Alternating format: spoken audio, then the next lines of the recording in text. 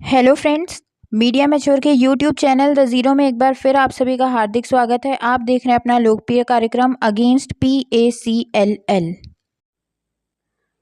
तो जैसा कि साथियों हमने पिछले वीडियो में देखा था कि इन लोगों ने किस प्रकार से पूरा जो है दोष ग्राहकों के ऊपर डाल दिया कि ये लोग प्लॉट ही चाहते हैं और कंपनी इनको प्लॉट ही देती है, भले इसमें ये इसके डायरेक्टरों का कोई हस्तक्षेप नहीं हो। क्योंकि मेरे को तो लगता है इनके कहने का यहाँ पे तात्पर्य हो गया कि ये कंपनी जो है एक चपरासी चलाता है। क्योंकि जब निर्मल सिंह भंगू, गुरनाम सिंह, ये टाइगर जोगिंदर, सुब्रत भट्टाचार्य, इनका इससे लेना देना नहीं है तो कंपनी चला कौन रहा था। और कुल मिलाकर के इन्होंने यही बोला है कि ग्राहक खुश है और इसी PACL कस्टमर एसोसिएशन की बदौलत आज आप इतनी खराब स्थिति में हैं। चलिए इसमें और देखते हैं क्या बोला इसने आखिर। ये भैरव सिंह रजावत और उसकी पूरी ये टीम, ये पूरा टीम वर्क था। अकेले किसी एक व्यक्ति का इसमें हाथ नहीं है, ये उसकी पूरी टीम है। और ये टीम का पता आप आसानी से लगा सकते हैं उसके घर में धरना दे करके कि बस भैरव सिंह राजावत निकलो बाहर और हमको बताओ ये कौन है, नहीं तो चलो थाने, चलो FIR करवाओ।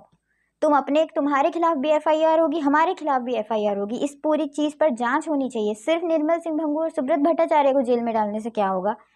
इन लोगों ने तो कुछ बोला ही नहीं ना, जिसने बोला उसको भी तो जेल में डालो।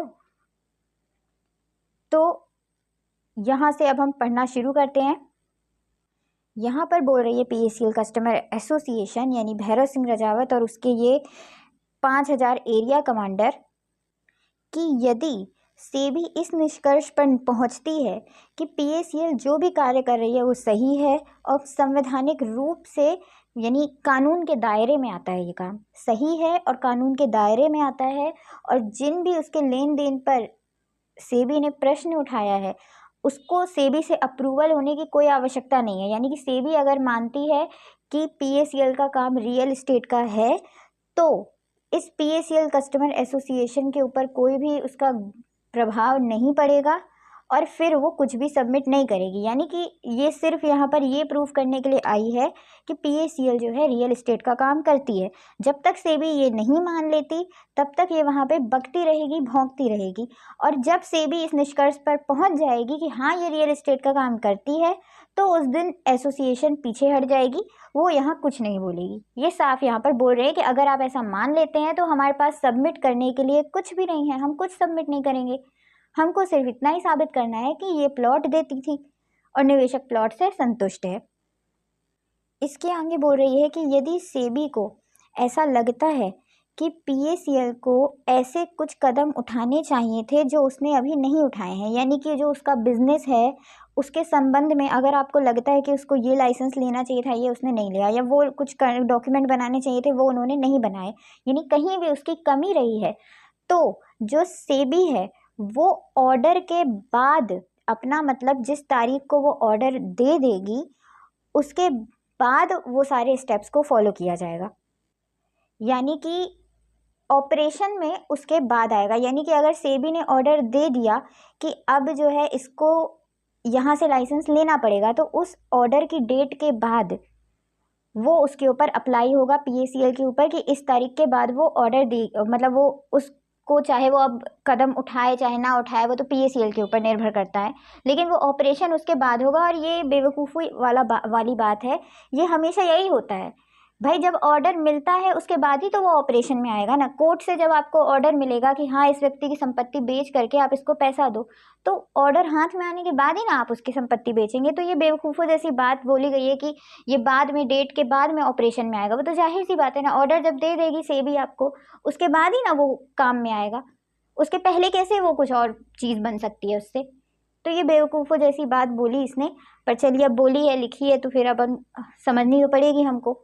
इसके अलावा बोल रही है कि जो ग्राहक हैं PACL के, उन्होंने अपनी मेहनत की गाढ़ी कमाई इसमें निवेश की, निवेशकों की गाढ़ी कमाई इस कंपनी में आ चुकी है, जिससे कि वो संपत्ति ले रहे हैं, यानी कि जिसके बदले में इनको प्लॉट दिए जा रहे हैं, खुश हैं वो उस प्लॉट से।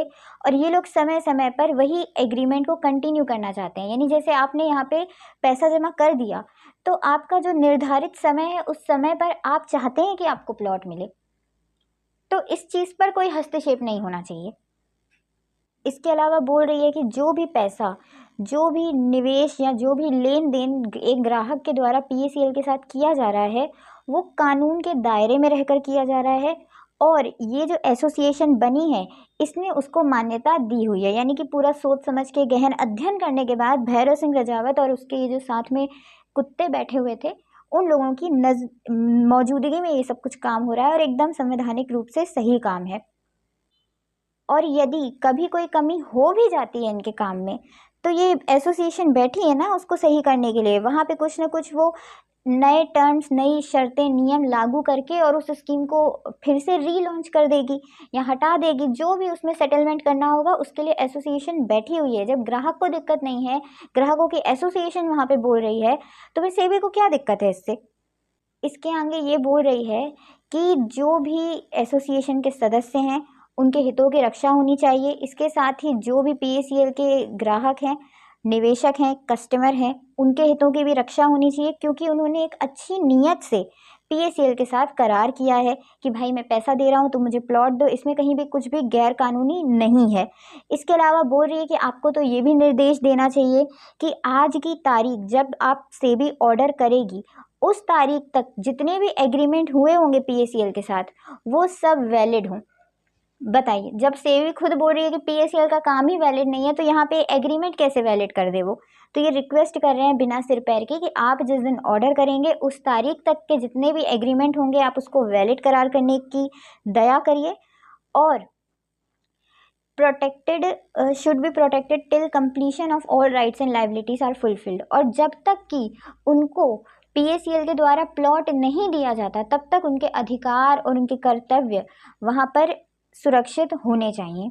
यानी ये बिना सिर पैर वाली बात बोल रहे हैं कि जब सेबी को दिक्कत है तब तो वो आप लोग को सम्मन भेज रही है, तब तो आपको शो कॉज नोटिस भेज रही है कि आओ यहाँ पे आप दलील दो। उसके बाद आप बोल रहे हो कि आप जो भी ऑर्डर देना उस तारीख तक के सारे करार को आप मंजूरी देना कि हाँ ये सही है। अगर यहाँ तक की तारीख के सारे करार सही होते तो केस चल क्यों रहा है, तो फिर गलत बोले किसको। अगर भाई आप सच में रियल एस्टेट का ही काम करते हो तो बात ही खत्म, तो हम कुछ आगे कार्रवाई करेंगे ही नहीं। और अगर आप CIS का काम करते हो ये साबित हो गया तो आज तक के जितने आपके करार हैं हम उसको वैलिड क्यों माने, कुछ तो उसकी वजह दो ना आप। तो ये वजह कुछ नहीं दे रहे हैं, बस भौंकते जा रहे हैं, भौंकते जा रहे हैं, भौंकते जा रहे हैं। निर्मल सिंह भंगू के इशारे पर, सुब्रत भट्टाचार्य के इशारे पर, गुरनाम सिंह के इशारे पर, जो लोग आज जेल में चक्की पीस रहे हैं, जिन लोगों ने यहाँ से पल्ला ही झाड़ दिया था उसके बाद भी इसको पड़ी थी बीच में जाने की, और यही आज खुला घूम रही हैं। इसको भैरव सिंह रजावत को सबसे पहले जेल में डालना चाहिए। और इस वाले पॉइंट में यहाँ पर ये बोल रही है PACL कस्टमर एसोसिएशन कि आप एक काम करिए, अभी तक के जितने एग्रीमेंट है आप उसको सही बोल दीजिए, वैलिड बोल दीजिए। उस पर ये रेट्रोस्पेक्टिव, देखिए रेट्रोस्पेक्टिव और प्रोस्पेक्टिव क्या होता है। रेट्रोस्पेक्टिव मतलब होता है कि जिस तारीख को आपका कानून बना या जिस तारीख को आपने कोई भी ऑर्डर दिया ये पिछले समय के जितने भी करार होंगे उस पर भी लागू होगा। रेट्रोस्पेक्टिव मतलब ये होता है। और प्रोस्पेक्टिव मतलब होता है कि ये बाद में जितने करार होंगे सिर्फ उन पे लागू होगा। जैसे 22/8/2014 को इस पर बैन लग गया, लेकिन यहीं पर अगर 22/8/2014 को बैन नहीं लगता, अगर सेबी बोलती कि आप जो है रियल एस्टेट का काम नहीं करते, CIS का काम करते हैं और आप CIS का लाइसेंस ले लीजिए, और PACL बोलती ठीक है मैं CIS का लाइसेंस ले लेता हूँ, तो 22/8/2014 को वो CIS का लाइसेंस ले लेती और फिर उसका CIS का काम लीगली चालू हो जाता 22/8/2014 के बाद। तो 22/8/2014 के पहले जितने भी लोगों ने यहाँ पे खाता चलाया था ना, इसके कहने का मतलब है उनको उसकी स्थिति में रहने दीजिए। वो लोग को रियल एस्टेट का काम है उसमें वो आप रहने दीजिए, उसमें हस्तक्षेप मत करिए। आप जिस दिन ऑर्डर देंगे ना उसको आप उस तारीख से लागू करिए। यानी पहले जितने भी खाते उसमें खुल गए हैं ना उनके ऊपर आप कोई कानून मत लगाइए। यानी अगर 22/8/2014 को PACL लाइसेंस ले लेती तो फिर बस जो नए खाते खुलते ना वो CIS के अंतर्गत खुलते, उसमें आपको कानूनी तौर से बाकायदा उसमें बॉन्ड में लिखा जाता कि इसको पैसे के बदले में पैसा देना है। और जो भी इसके पहले खुलवाए गए थे खाते वो उनका प्लॉट का ही मैटर चलता रहता। वो जब अब 5.5 साल बाद जैसे ही उनका आखिरी बंदे का मिल जाएगा प्लॉट उस दिन वो मैटर ही ख़त्म, और नए वाले सारे खाते तो CIS में आए ही हैं। तो इसके कहने का मतलब ये है कि आप उसको नई तारीख से चालू करिए, पुराने वाले लोगों के ऊपर इस कानून को मत लगाइए। यानी कहीं ना कहीं ये भी मान रही है कि ये रियल एस्टेट का काम नहीं CIS का काम है, लेकिन इसको भी घुमा फिरा के ये कह रही है कि अगर आप इसके पक्ष में नहीं भी फैसला सुनाएंगे तो भी आप पिछले वाले ग्राहकों के ऊपर उसको मत लागू करिए, आने वाले ग्राहकों के ऊपर लागू करिए। यानी तुम कहीं ना कहीं मान रही हो कि हाँ PACL गलत है, तुम झूठ बोल रही हो, लेकिन इसी बात को घुमा के बोल रही हो। अब वहाँ तक तो बात ठीक रही। अब इसके बाद आगे देखते हैं कंसिडरेशन ऑफ इश्यूज, यानी PACL कस्टमर एसोसिएशन ने जो कहा वो ऊपर ख़त्म हो गया। अब ये दूसरी हेडिंग आ गई कंसिडरेशन ऑफ इश्यूज, यानी कि अब तक PACL के डायरेक्टर, निवेशकों का जो ये एसोसिएशन बना था, ये इन सब को सुनकर, सारे डाटा को देखने के बाद अब सेबी क्या बोलती है, सेबी ने क्या निष्कर्ष निकाला, सेबी अब इसको ये बताएगी। आगे जो भी पॉइंट पढ़ेंगे इसमें सेबी क्या कह रही है हम ये देखेंगे। इसमें ये बोल रहे हैं सबसे पहले सेबी कि हमने जो है हर एक चीज़ को बहुत अच्छे से उसका गहराई से अध्ययन किया है। जो भी PACL को शो कॉज नोटिस भेजे गए थे और जो दूसरे नोटिस यानी डायरेक्टर, प्रमोटर, इन सबको भेजे गए थे, चाहे वो ओरल में हो, मौखिक रूप से हो, चाहे वो लिखित रूप से हो, वो और इसका जो भी जवाब इन लोगों ने दिया, जो भी दस्तावेज PACL ने दिए, जो भी रिकॉर्ड इन्होंने दिया, रिकॉर्ड चाहे आपका फिजिकल रिकॉर्ड हो, चाहे आपका इलेक्ट्रॉनिक रिकॉर्ड हो। इलेक्ट्रॉनिक रिकॉर्ड यानी जो उनके कंप्यूटर में चढ़ा होगा वो डाटा, और फिजिकल रिकॉर्ड यानी जो आपके फॉर्म वगैरह भरे जाते थे वो। तो ये सबको पढ़ने के बाद, गहन अध्ययन करने के बाद इन्होंने क्या पाया कि जो भी इसके PACL के प्लान हैं, स्कीम है, जिसके अंतर्गत वो निवेशकों से पैसे लेती थी, वो CIS के अंतर्गत आते हैं। और वो CIS का काम PACL करती थी बिना लाइसेंस के। यानी CIS का काम करने में गलत नहीं है, आप करिए CIS का काम, लेकिन CIS के काम के लिए आपको सेबी से लाइसेंस लेना पड़ेगा। उस लाइसेंस के बिना वो ये काम करती थी, जो कि इस धारा का पूरे तरीके से उल्लंघन करती थी। ये धारा 12(1)(b) सेबी एक्ट की, और जो ये CIS रेगुलेशन बनाए हैं सेबी ने कि CIS के ये नियम व शर्तें हैं, उसका उल्लंघन किया है इसने, जिसको कि हम धारा 11A के साथ पढ़ेंगे। इन धाराओं को ज़्यादा डिटेल में हमको जानने की वैसे कोई आवश्यकता नहीं है। कुल मिला के CIS के अंतर्गत काम करने के लिए जो भी दस्तावेज बनाए जाते हैं, जो भी लाइसेंस लिए जाते हैं, वो सब PACL ने नहीं बनवाए थे, और फिर वो CIS का काम कर रही थी और लोगों को दिखा रही थी कि मैं रियल एस्टेट का काम करती हूँ। तो गलत ये है, CIS का काम करना गलत नहीं है। यहाँ पर ये 37 नंबर पेज में हमने आज ये पढ़ा। तो इससे मेरे हिसाब से तो मुझे तो इस पूरे ऑर्डर में सबसे ज़्यादा गलत लगी है PACL कस्टमर एसोसिएशन, यानी भैरव सिंह रजावत और उसके साथ जितने भी साथी थे वो सब मुझे गलत लगे हैं, क्योंकि उन्होंने निवेशकों की बात को पूरा गलत वहाँ पे लिखा हुआ है।